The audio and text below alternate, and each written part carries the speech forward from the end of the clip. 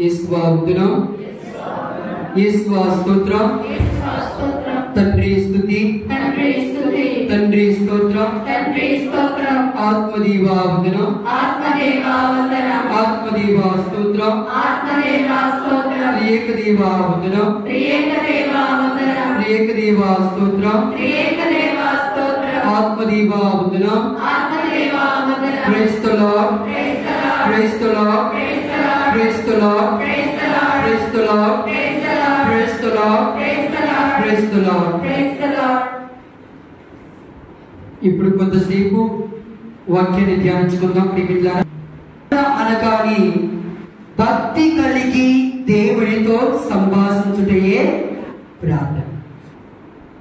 మరి ఎంతమంది నిజముగా భక్తిని కలిగి మనము జీవిస్తున్నాం, ప్రార్థన చేస్తాం? మన కుటుంబాలలో కష్టాలు వచ్చినప్పుడు, మన కుటుంబాలలో కన్నీరు వికట్లు శోధనలు వచ్చినప్పుడు ప్రియ బిడ్డలారా ఏం చేస్తూ ఉంటాం?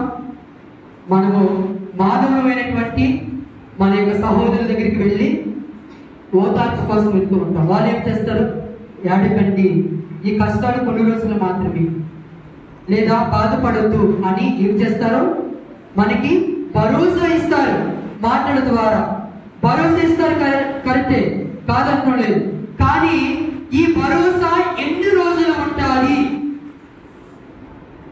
మన కష్టాలలో కడలికలో కుమిలిపోయినప్పుడు, బాధల్లో ఉన్నప్పుడు, వికట్ల శోధనలో ఉన్నప్పుడు, ఆర్థిక పరిస్థితుల్లో ఉన్నప్పుడు, అనేకమైనటువంటి బాధలు అనుభవించినప్పుడు ప్రియ బిడ్డలారా మన యొక్క కుటుంబీకులు, తల్లిదండ్రులు, అన్నదమ్ములు, మిత్రులు, ఆప్తులు, శ్రేయోభిలాషులు వీళ్ళందరూ కూడా మనకిచ్చే భరోసా ఒక రోజు, 2 రోజులు, 3 రోజులు, మహా అయితే వారం రోజులు, నెల.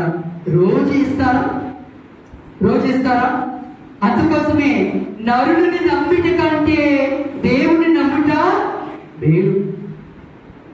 ఈ ప్రార్థన కూడా నువ్వు కష్టాలు వచ్చినప్పుడు, బాధలు వచ్చినప్పుడు, వికట శోధనలు వచ్చినప్పుడు ఆ దేవుడి దగ్గరికి వెళితే, ఆ దేవుణ్ణి ప్రార్థన చేస్తే, ఇదిగో ప్రభువు నీ పక్షాన ఉంటానంటూ ఉన్నాడు, నీతో ఉంటానంటూ ఉన్నాడు, నీతో మాట్లాడతానంటూ ఉన్నాడు.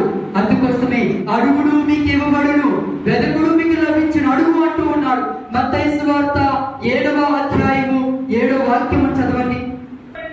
అడుగుడు మీకు వసగబడును, వెదకుడు మీకు దొరుకును, తట్టుడు మీకు తెరవబడును, ఏలైనా అడిగిన ప్రతి వానికి లభించును అని అంటూ ఉన్నాడు.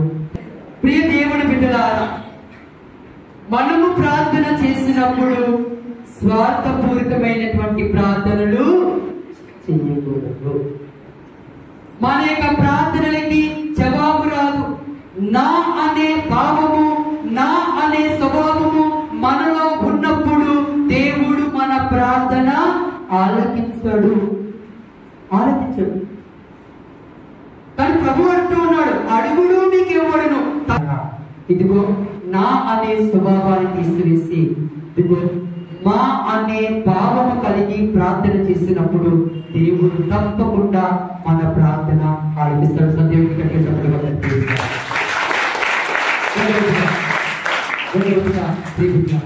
రెండోది ఏమిటంటే, ఎప్పుడు నీ కుటుంబం కోసం నీవు ప్రార్థన చేయాలి. మన కుటుంబాల కోసం మనము ప్రార్థన చేసుకోకూడదు. ఎవరి కోసం ప్రార్థన చేయాలి? ఎవరి కోసం? నీ యొక్క సంఘము కోసము, నీ సంఘములో ఉన్న కుటుంబాల కోసము, నీ యొక్క ప్రార్థనను అడిగినటువంటి వారందరి కోసము. ఎప్పుడైనా నీ జీవితంలో ఎవరిని నిన్ను ప్రశ్నించారు? ఎవరైనా అడిగారు వచ్చి, మీ దేవుడు గొప్పవాడంట? కానీ ప్రియ దేవుడి బిడ్డలారా, దేవుడు మన ప్రార్థనకి జవాబు ఎందుకు ఇవ్వరు అంటే, ప్రియ బిడ్డలారా, మనము చేసే ప్రార్థన ద్వారా ఇదిగో మరి ఆధారపడి ఉంది. ప్రార్థన అనేది క్రైస్తవ విశ్వాసములో అత్యంత ప్రధానమైనది ప్రియ దేవుని బిడ్డలారా. అందుకోసమే ఇది దేవునితో మన బంధాన్ని, అనుబంధాన్ని, సత్సంబంధాన్ని ఇదిగో పెంపొందించడానికి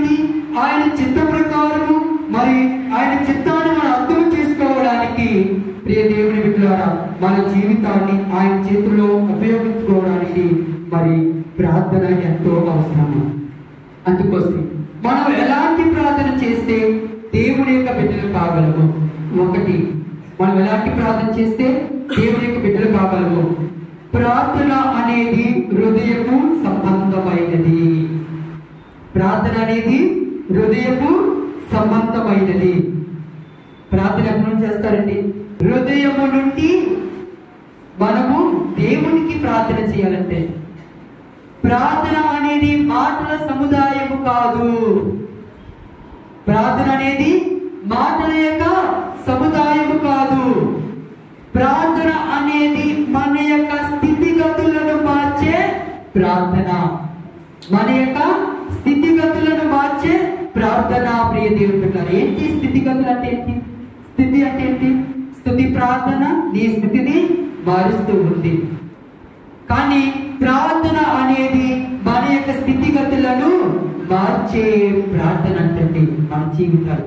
మనం ఏ స్థితిలో ఉన్నామో, ఏ సమయంలో ఉన్నాయినా సరే, ఏ సందర్భంలో ఉన్నాయినా సరే, మనం ఏ బాధలో ఉన్నా అయినా సరే, ఎవరి దగ్గరికి రావాలండి? దేవుడి దగ్గరికి రావాలి. నేను ఇంతగా అన్నాను, నరుడిని నమ్మిటి కంటే, మానవుని నమ్మిటి కంటే ఎవరిని నమ్మిట మేలు? దేవుని నమ్మిట మేలు. దేవుడి దగ్గరికి వెళితే దేవుడు నీకు జీవితాన్ని ఇస్తాడండి, ఆయుష్ని ఇస్తాడండి, మీ కష్టాలు తొలగిస్తాడండి, మీ బాధలను తొలగిస్తాడండి, మీ వికట్లు తొలగిస్తాడండి. ఇదిగో నీవు నిలవలేనటువంటి సమయంలో నా జీవితం అంతా అయిపోయింది, నాకు వేరొక దారి లేదు, ఇదిగో నా జీవితాన్ని నేను నాశనం చేసుకుంటాను అన్న సందర్భంలో కూడా దేవుడు మనకి భరోసా ఇస్తూ ఉన్నాడు. ప్రియ దేవుడి బిడ్డలారా, భరోసా ఇస్తూ ఉన్నాడు. ఇదిగో నీ యొక్క స్థితిగతులను మార్పించే దేవుడు మన దేవుడు అని పలుకుతూ ఉన్నాడు. Praise the lord, praise the lord, praise the lord, praise the lord. అందుకోసం ఈ వాక్యం ఏమని సెలవిస్తూ ఉందో మనం ఒకసారి చూద్దాం. ప్రియ బిడ్డలారా, వాక్యము యాకోబు రాసిన లేఖ 4వ అధ్యాయం 8వ వాక్యం ఏమంటున్నాడు? దేవునికి దగ్గరగా చేరుకొనుడు, అప్పుడు ఆయన ఎవరి దగ్గరికి వస్తాడంటే, ఎప్పుడైనా దేవుడు మనతో ఉన్నాడు కాబట్టి మనం ఎవరితో యుద్ధం చేయాలి? ఇప్పుడు మనం ఎవరితో యుద్ధం చేయబోతున్నప్పుడు సాతానుడి యొక్క 2 చెంపలు కూడా మనం ఏం చేయాలి? కొట్టాలి. ఎలా కొట్టాలి? యుద్ధము యెహోవాది. ఎవరిది? యెహోవాది. కాబట్టి ఆ యుద్ధము యెహోవాది అన్న పాటలు పాడుకుంటూ మనం అందరూ కూడా గట్టిగా చప్పట్లతో పాటికి యుద్ధము యెహోవాది, యుద్ధము యెహోవాది, యుద్ధము యెహోవాది, యుద్ధము